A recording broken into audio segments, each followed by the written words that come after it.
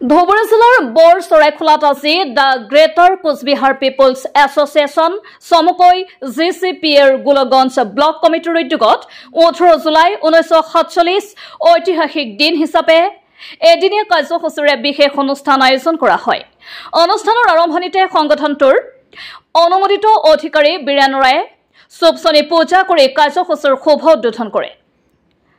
সংগঠনটোৰ পতাকা উত্তোলন কৰে গোলগঞ্জ ব্লক কমিটিৰ সভাপতি মাননীয় বীৰেন ৰায় আৰু উপ সভাপতি পবিত্ৰ ৰায়। ইয়াৰ পাছতে বীৰেন ৰায় সভাপতিত্বত এক মুকলি সভা অনুষ্ঠিত হয়।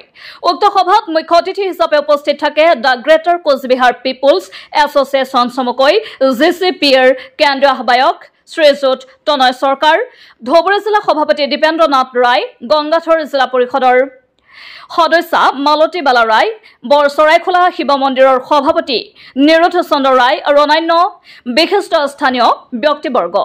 সভাত বক্তাসকলে উল্লেখ কৰে যে 1947 চনৰ 18 জুলাই তাৰিখে কোচবিহাৰ ৰাজ্যই ব্ৰিটিছ শাসনৰ পৰা স্বাধীনতা লাভ কৰিছিল। এই দিনটোত ভাৰতে স্বাধীনতা লাভ কৰাৰ আগতেই কোচবিহাৰে স্বাধীনতা লাভ কৰিছিল বুলি বক্তাসকলে জোৰ দি কয়। ধুবুৰী জিলা GCPৰ সাধাৰণ সম্পাদক গোপাল বৰ্মনে বক্তব্য ৰাখি কয়, আমি কোচ ৰাজবংশে 18 জুলাই 1947 তাৰিখে স্বাধীনতা লাভ কৰিছিলোঁ। 1939 দ্বিতীয় বিশ্বযুদ্ধৰ সময়ত ৰাণী এলিজাবেথক কোচবিহাৰৰ নাৰায়ণী সেনাই সহায় কৰাৰ বাবে ব্ৰিটিছে কোচবিহাৰক আজিৰ দিনটোতে স্বাধীন কৰি দিছিল। তাৰ এমাহ পিছতহে ভাৰতক স্বাধীনতা দিছিল আৰু তাৰ পিছতে মহাৰাজা জগদীপেন্দ্ৰ নাৰায়ণ ভূপ বাহাদুৰে ভাৰত চৰকাৰৰ সৈতে মাৰ্জাৰ চুক্তি স্বাক্ষৰ কৰি ভাৰতৰ সৈতে ৰাজ্যক সংযুক্ত কৰে। সেই অনুসৰি আমি এতিয়াও আশা কৰোঁ সংবিধানৰ বিধিৰে কোচবিহাৰ ৰাজ্য পুনৰ গঠন হ'ব, লগতে ৰাজবংশী ভাষা সংস্কৃতিৰ উপযুক্ত স্বীকৃতি দিয়া হ'ব। অনুষ্ঠানৰ জৰিয়তে বক্তাসকলে ভাৰত চৰকাৰলৈ আহ্বান জনায় যাতে মাৰ্জাৰ চুক্তিৰ ধাৰাত কোচবিহাৰ ৰাজ্য পুনৰ গঠন আৰু সাংস্কৃতিক স্বীকৃতি নিশ্চিত কৰা হয়। সভা সমাপ্ত হোৱাৰ পূৰ্বে সংগঠনটোৰ ভৱিষ্যত দিন নিৰ্বাচন আৰু দাবীসমূহৰ ওপৰত আলোচনা কৰা হয়। গোলগঞ্জৰ পৰা মৃণাল ৰায় প্ৰতিবেদন, the news lens. Greater Coochbehar peoples অ্যাসোসিয়েশনের কেন্দ্রীয় কমিটির কনভেনার। আজকে ঐতিহাসিক দিবস 18 জুলাই, মানে হিস্ট্রিক্যাল ডে হিসেবে আমরা এই দিনটা পালন করলাম এবং এটা প্রত্যেক বছর আমরা পালন করি। তো এই দিনটার মুখ্য উদ্দেশ্য হলে বিস্তারিত আলোচনা করে গেলে অনেক কিছু আমি শর্টকাট যেটা আলোচনা করি যে আমরা ভারতীয় না ছিল, ঠিক আছে, আর আমরা কোনো দিন এই ভূখণ্ডের মানুষ আমরা কোনো দিন পরাধীন না ছিল।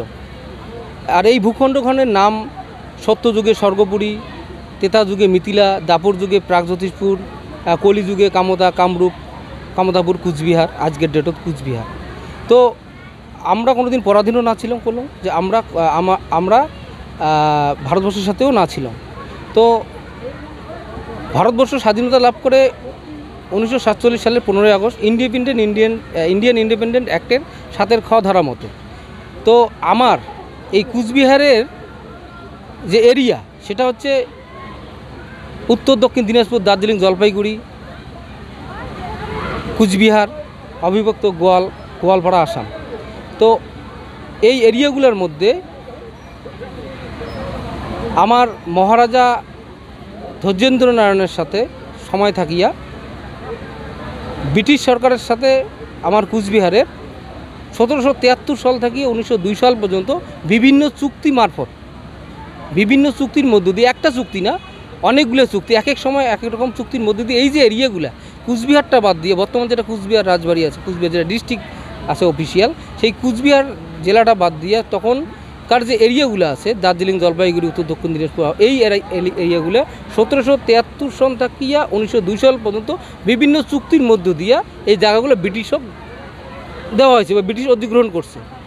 তো ভারতবর্ষ স্বাধীনতা হওয়ার 1 মাস আগত 1947 সালের 18 জুলাই যে আইনটির মধ্য দিয়ে ভারতবর্ষ স্বাধীনতা লাভ করছে ইন্ডিয়ান ইন্ডিপেন্ডেন্ট অ্যাক্ট, সেই ইন্ডিয়ান ইন্ডিপেন্ডেন্ট অ্যাক্টের 7 খ ধারা মতে আমার যে এলাকাগুলো আমি কলুম ব্রিটিশের অধীনে ছিল, সেই এলাকাগুলো আমার শেষ মহারাজা জগদ্দীপেন্দ্র নারায়ণ ভূপ বাহাদুর লিখিতভাবে ঘুরত দেয়। তো সেদিন থেকে এই কুচবিহারটা বৃহত্তর কুচবিহার হয়। আর এই কারণে আমরা সেই দিনটা হিস্ট্রিক্যাল ডে হিসেবে মানি।